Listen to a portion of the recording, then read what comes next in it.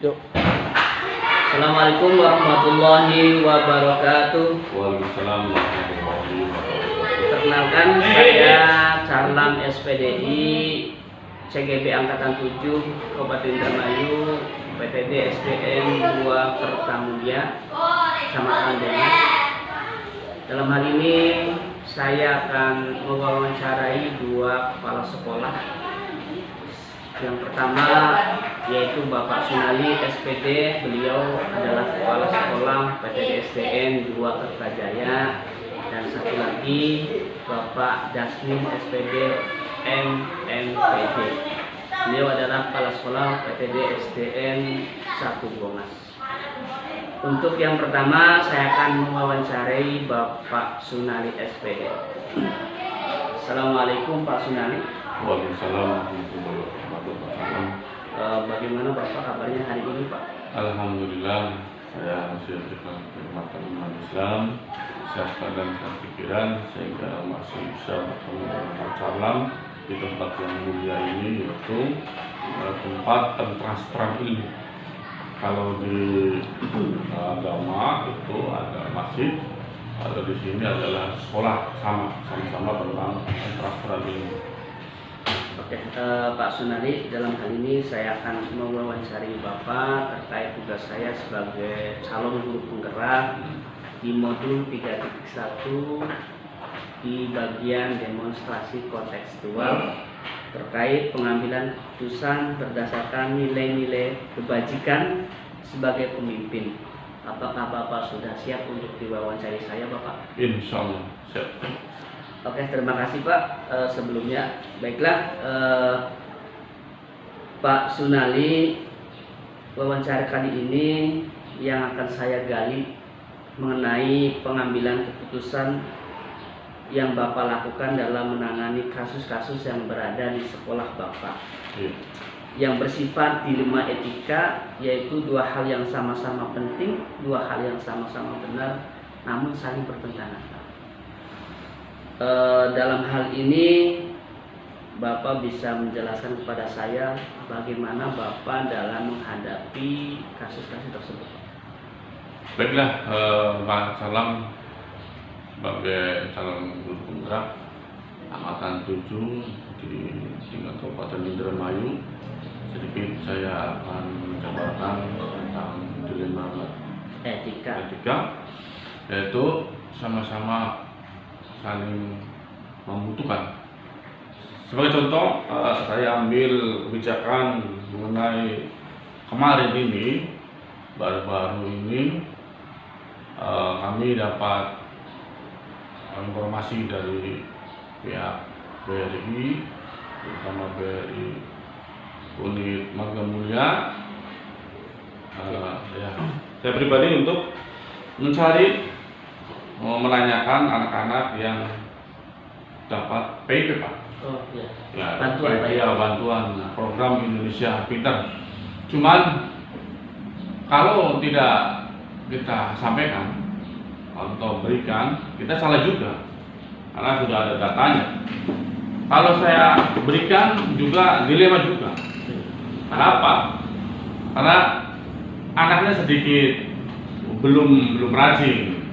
Tidak malas, tidak, belum rajin, karena mungkin faktor pendukung yang anak itu belum rajin banyak sekali, terutama di SDN 2 Kertajaya ini. Mata pencaharian dari orang tuanya itu kebanyakan buru tani. Kita ini kebanyakan buru tandur, Pak.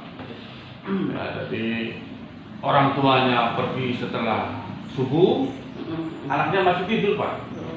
Jadi pas anak itu jam 7 aturan sudah beres, itu setengah 8 masih tidur, karena tidak ada yang membangunkan, karena orang tua di sana itu masih tingkat kesadarannya masih jauh kurang maksimal pada anaknya. Jadi begitu bangun, anaknya sudah terlambat. Jadi bukan salah anak, cuman salah orang tua, karena kebanyakan sana itu suami istri itu ya kebanyakan ibu tandur. Jadi begitu berangkat, dititipin uang, disangkanya anak berangkat, Ya. padahal tidak. Karena memang Iya. orang tuanya itu berangkatnya pagi-pagi Pak ya. Iya. Jadi pas ya tidak disalahkan sih ya. Pas kita dapat PIP, guru saya perintahkan untuk mengecek keadaan anaknya itu seperti apa keadaannya. Ternyata iya masih tidur, Oh, iya. masih tidur. Nah, untuk cara mengatasinya itu, kalau saya ingin orang tuanya ada, nah untuk itu saya perintahkan jajaran saya, guru kelasnya, untuk datangnya jangan pas hari efektif, Pak. Datangnya setelah asar. Setelah asar. Setelah asar itu orang tuanya ada. Sudah pulang ya Pak? Dia sudah pulang dari kulit tanjung tadi, supaya ngobrolnya enak.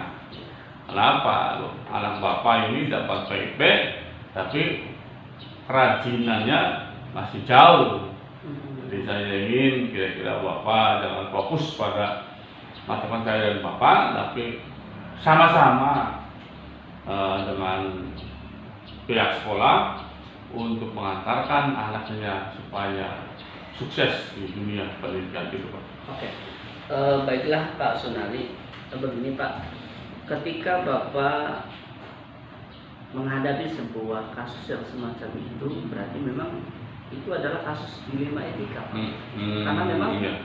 kedua-duanya sama-sama benar, sama-sama baik dan sama-sama penting. Yang mana yang satu itu anak tersebut memang terdata sebagai penerima PIP, akan tetapi di sisi lain anak tersebut kurang aktif di sekolah. Iya. Jadi Bapak ketika menghadapi semacam itu Pak, kira-kira nih Pak, prosedur apa yang Bapak tempuh dalam mengambil sebuah keputusan? Baiklah, langkah-langkah yang saya tempuh dalam mengatasi ini. Tapi ini pada dasarnya waktu orang tua itu menitipkan anaknya kelas 1, kelas 2 itu rajin. Iya. Nah, tapi setelah kelas 4, 5 dan seterusnya itu, karena itu sih dianggap sudah dewasa, nah, orang tua itu membiarkan. Membiarkan seperti itu. Untuk itu langkah-langkah yang pertama dalam mengatasi ini, pelajari dulu masalahnya. Kita tidak boleh langsung memutuskan anak ini salah. Tidak. Apa ini penyebabnya anak ini dalam berantem? Yang pertama, pelajari dulu permasalahan. Ya, masalahnya. Yang kedua, identifikasi masalah. Kemudian dalam keduanya sama-sama baik, sama-sama benar, tetapi tidak bisa dilaksanakan secara bersama atau bersama-sama karena saling bertentangan, maka harus diambil salah satu dengan pertimbangan dari berbagai segi manfaat. Saya tidak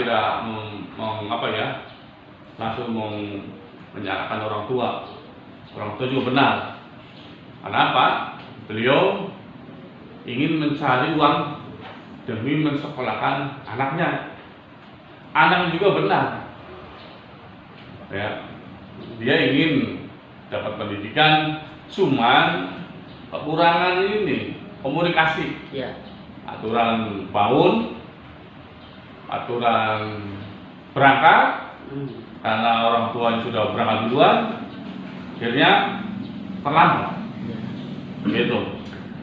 Oke, dari langkah-langkah yang Bapak sebutkan tadi, di antara langkah-langkah permasalahan yang menurut Bapak yang paling mudah dan efektif itu dalam menyelesaikan masalah itu seperti apa? Ya, terima kasih.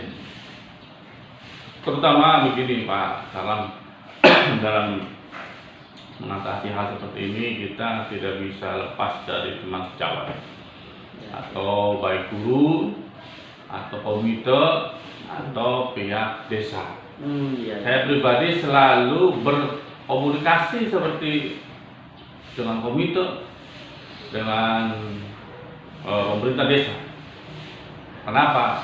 Beliau-beliau lah orang-orang yang tahu seluk-beluk tingkat suksesan, tingkat kerawanan, tingkat keberhasilan di desanya.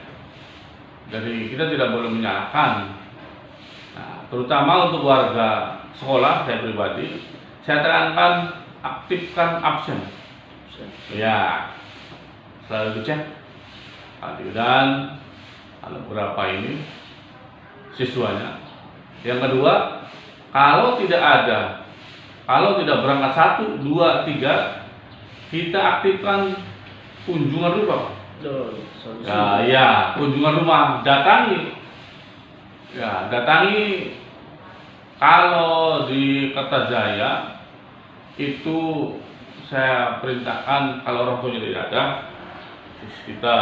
saya pribadi suruh guru itu datangnya kalau ada orang tuanya. Jadi percuma kalau datang tidak ada orang tuanya, Pak ya. Iya. Oke, Pak Sunardi, tadi Bapak sudah memaparkan terkait masalah prosedur yang efektif ya, yaitu dengan cara bermusyawarah dan juga berkoordinasi dengan berbagai pihak terkait. Dalam hal menghadapi sebuah permasalahan, Pak, tidak mulus seperti yang kita bayangkan. Pasti ada saja hambatan-hambatan. Nah, ketika Bapak menangani sebuah kasus atau permasalahan, kira-kira Pak, hambatan-hambatan apa saja yang sering Bapak temui? Ya, terima kasih. Saya pribadi orangnya nggak bisa diem, Pak Charles. Kalau ada anak yang sakit, kalau ada anak yang jarang berangkat, saya perintahkan gurunya untuk mengadakan kunjungan rumah. Kalau gurunya tidak mempan, kalau bahasa itu ya, saya pribadi langsung turun. Iya, ke lapangan. Saya pernah mengalami seperti itu. Pas turun orang tuanya nggak ada. Mungkin anaknya takut, biasanya dengan guru, itu langsung dengan kepala sekolahnya ke sana. Dari boro-boro di Tamoni, ya. Jadi begitu saya datang, pintunya ditutup. Pintunya nggak dibuka-buka ya Pak? Takutan mungkin. Iya. Saya berpendapat, saya berkomitmen sesuai dengan anjuran Ibu Bupati. Ya. Dengan ini siap melayani. Iya. Jadi saya tidak mau ungkang-ungkang di dalam kantor saja, langsung turun. Kalau rupanya ada kesempatan saya turun. Saya sudah aktifkan kepada guru-guru untuk aktifkan kunjungan rumah. Walaupun tidak ada masalah tetap banyak sekali manfaatnya untuk perekonomian, untuk masalah pendidikan. Jadi tahu guru, jadi tidak selalu fokus pada orang tua, gitu betul. Ya, oke. Tadi Bapak sebutkan hambatan-hambatan diantaranya ketika Bapak mendatangi sebuah rumah siswa yang kurang aktif, namun ada saja yaitu orang tuanya yang tidak ada di rumah. Iya, banyak kesulitan. Iya. Oke Pak, dari percakapan kita nih, mungkin ini yang terakhir sebagai refleksi Bapak Sunardi terhadap wawancara kita kali ini, dan mungkin Bapak bisa menyampaikan pesan-pesan yang bermanfaat baik untuk saya secara pribadi sebagai calon guru penggerak maupun kepada guru-guru hebat di luar sana atau bapak kepala sekolah yang luar biasa di luar sana. Silakan. Baik, terima kasih Pak Salam atas kesempatannya. Saya pribadi ini saya tidak berpesan pada yang lain, berpesan pada saya pribadi. Pertama, jangan terputus informasi dengan pengawas. Ya. Kebetulan di sini Kecamatan Gunung Mas pengawasnya Pak Hitam. Selalu koordinasilah. Maka informasi datangnya dari Kabupaten, Dinas Pendidikan dan Kebudayaan di Kabupaten Indramayu itu bersumber dari pengawas. Ya, untuk saya pribadi jangan lepas dari pengawas. Yang kedua, selalu koordinasi dengan teman-teman sejawat, lihat informasi dengan kepala sekolah. Yang berikutnya selalu kita dengarkan inspirasi dari bawahan. Jangan mentang-mentang saya kepala sekolah, ada masukan dari bawahan, diam saja. Saya pribadi saya selalu masukan dari bawahan selalu saya terima dengan lapang dada. Mungkin itu aja. Ya. Terima kasih Pak Sunari atas waktunya. Mungkin saya mohon doa dari Bapak. Saya sebagai calon guru penggerak yang mana Kecamatan Bongas itu cuma ada 3 Pak yang ikut dan lolos di angkatan 7 ini. Mudah-mudahan saya bisa melaksanakan tugas-tugas yang diberikan, baik itu secara daring maupun LMS ataupun dengan Zoom meeting, sehingga saya bisa sampai selesai sampai di wisuda nanti. Amin. Baiklah, Bapak Ibu guru hebat dimanapun berada, demikianlah wawancara saya dengan Bapak Sunari, SPD, Kepala Sekolah PTD SDN 2 Kertajaya.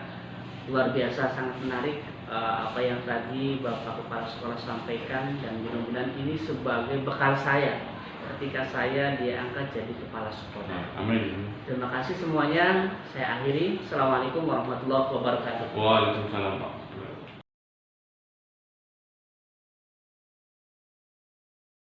Assalamualaikum warahmatullahi wabarakatuh. Bismillahirrahmanirrahim. Wa syukrillah la nikmatillah la haula wala quwata illa billah ma ba'du.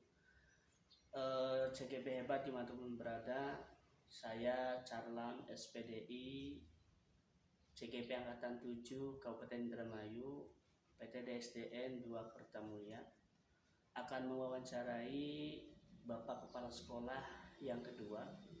Dalam hal ini yang akan saya wawancari adalah Bapak Dasmin SPD MNPD. Beliau adalah Kepala Sekolah PTD SDN 1 Bongas di Kecamatan Bongas. Assalamualaikum Pak Dasmin. Waalaikumsalam warahmatullahi wabarakatuh. Bagaimana Pak kabarnya Pak? Alhamdulillah baik. Alhamdulillah, syukur ya. Alhamdulillah pada kesempatan ini saya akan mewawancari Bapak terkait pengambilan keputusan yang bernilai kebajikan sebagai pemimpin. Apakah Bapak siap untuk diwawancari saya Pak? Siap, insyaallah. Oke, terima kasih. Terkait pengambilan keputusan yang Bapak putuskan di sekolah Bapak, tentunya banyak hal, permasalahan-permasalahan yang ada di sekolah Bapak atau kasus-kasus yang Bapak temui di sekolah Bapak.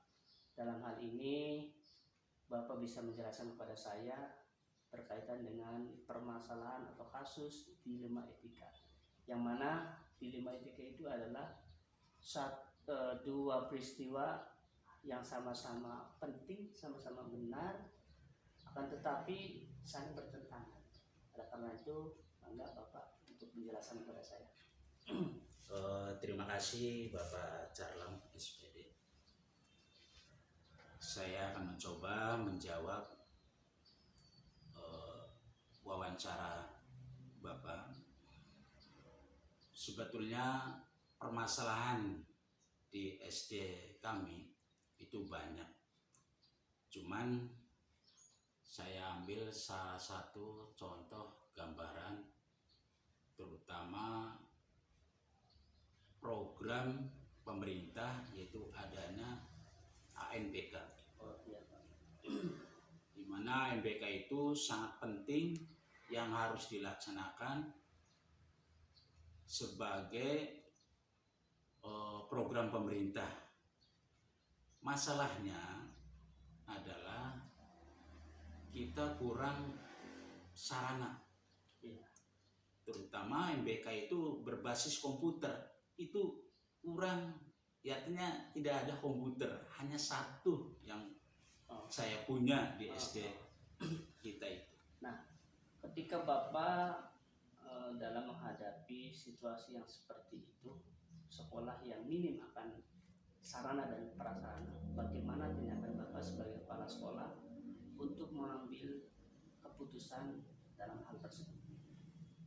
Baik, dalam pelaksanaan menurut Juknis itu bisa mandiri dan bisa bergabung.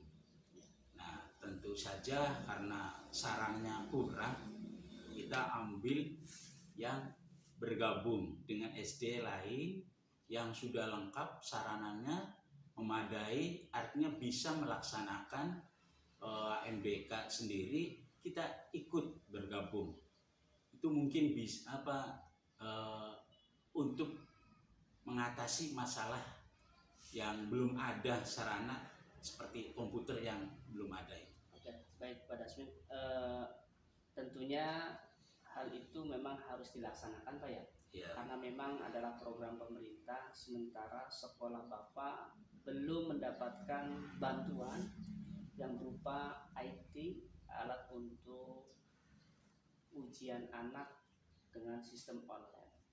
Nah, terkait masalah tentang permasalahan tadi, tentunya Bapak itu mengambil sebuah keputusan didasari dengan langkah-langkah yang Bapak ambil. Nah, coba Bapak sebutkan langkah-langkah Bapak ketika mengambil sebuah keputusan seperti apa, Pak?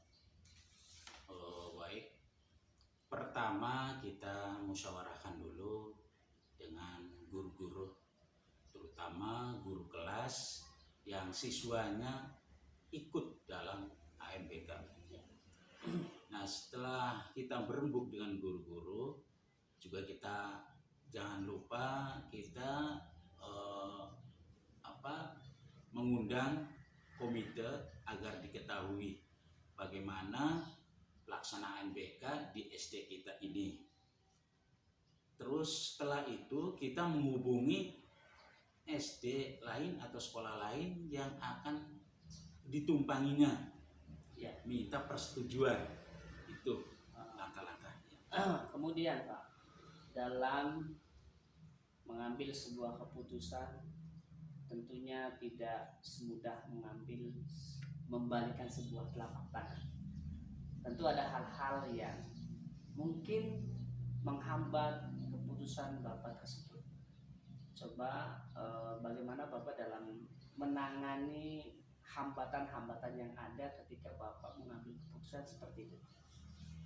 Ya, untuk hambatan memang ada, terutama dalam pelaksanaan.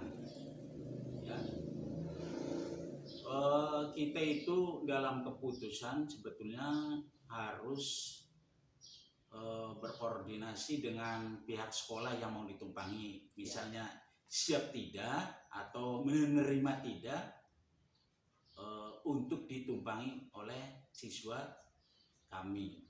Kalau misalnya menerima, ya berarti kita bisa melaksanakannya untuk menumpang sesuai dengan Juknis mandiri atau menumpang dalam pelaksanaannya. Itu. Selanjutnya untuk hambatan yang pernah dialami, pertama adalah memang siswa kita karena belum punya komputer, Iya, betul. Sehingga ya sebetulnya perlu latihan. Tuh. Ya latihannya yang susah ini hambatannya, karena komputer punya hanya satu, sedangkan siswa itu ya memang tidak banyak, sekitar tahun kemarin itu hanya ada 27, sedangkan kuota per kelasnya itu harus 30, jadi masih kurang 3 siswa lagi. Nah, untuk latihannya ini ya yang menjadi masalah, karena komputer satu bergantian dengan beberapa siswa sebanyak 27. Nah, ini yang sulitnya Ketika menghadapi permasalahan yang seperti itu dalam perjalanan untuk AMBK, bagaimana langkah Bapak mengambil sebuah keputusan agar anak tetap berlatih walaupun komputer hanya satu? Seperti apa Pak? Ya, kita mengambil inisiatif dan memerintahkan kepada guru untuk melatih melatih siswa secara bergantian dengan waktu yang bergantian. Ya. Yang itu dalam satu sekolah pribadi, ya sekolah sendiri. Yang kedua, kita bisa melaksanakan latihan ke SD yang mau ditumpangi. Istilah itu kita bisa kerjasama lah untuk bisa melaksanakan pinjam untuk latihan di sana, pinjam komputernya. Dan tidak lupa juga itu harus izin dulu. Memang izin di sana tuh ya, berkoordinasi dengan SD yang mau ditumpangi. Kalau memang boleh ya kita latihan di sana. Itu cara yang kedua. Jadi pertama tadi belajar di SD sendiri dengan komputer yang satu secara bergantian. Yang kedua kita bisa latihan di SD yang mau ditumpangi. Jadi itu latihannya, latihan bekerja sama lah dengan SD yang lain. Oke, Pak Dasmin, dari uraian Bapak tadi sungguh luar biasa perjuangan Bapak untuk mengantarkan anak bisa ikut dalam kegiatan AMBK walaupun sekolah Bapak yang minim akan sarana dan prasarana. Oke Pak Dasmin, terima kasih atas waktu yang Bapak berikan kepada saya. Barangkali satu lagi Pak, ini adalah refleksi Bapak atas kegiatan kita ini, wawancara saya ini. Bapak bisa merefleksikan, memberikan sebuah gambaran untuk saya pribadi dan juga teman-teman CGP hebat yang di luar sana serta Bapak Kepala Sekolah yang luar biasa di luar sana. Silakan Pak Dasmin untuk memberikan sebuah pesan yang sangat bagus dan bisa dicontoh. Artinya kepada guru penggerak. Iya, guru penggerak angkatan 7 kita yang di luar sana dan juga bisa saja untuk para kepala sekolah yang hebat di luar sana. Terima kasih. Sebetulnya dengan adanya guru penggerak itu guru-guru semuanya kreatif dan berinisiatif bagus, berinovasi ya. Mungkin di SD-SD yang lain yang ikut jadi guru penggerak juga lebih berwawasan dan lebih maju lagi, bahkan lebih hebat lagi dalam berkreasinya. Cuman untungnya, manfaatnya itu kita bisa belajar dari guru penggerak, belajar pengalaman bagaimana hasil daripada hasil belajar dari guru penggerak tersebut. Dan sekarang pun juga saya ucapkan terima kasih kepada Bapak Calam yang sudah memberikan pengalaman untuk berbagi pengalaman untuk kemajuan pendidikan terutama di sekolah kami. Itu saja Pak. Oke, terima kasih Pak Dasmin. Oke, Bapak Guru CGP hebat dimanapun berada, demikian wawancara saya dengan Pak Dasmin SPD MMPD, beliau Kepala Sekolah PTDSTN 1 Bongas. Luar biasa, sangat menarik. Ini adalah sebagai acuan saya ketika kelak nanti saya diangkat jadi kepala sekolah, bisa meniru beliau pengalaman-pengalamannya. Terima kasih atas waktunya Pak Dasmin. Ya, sama-sama. Assalamualaikum warahmatullahi wabarakatuh. Waalaikumsalam.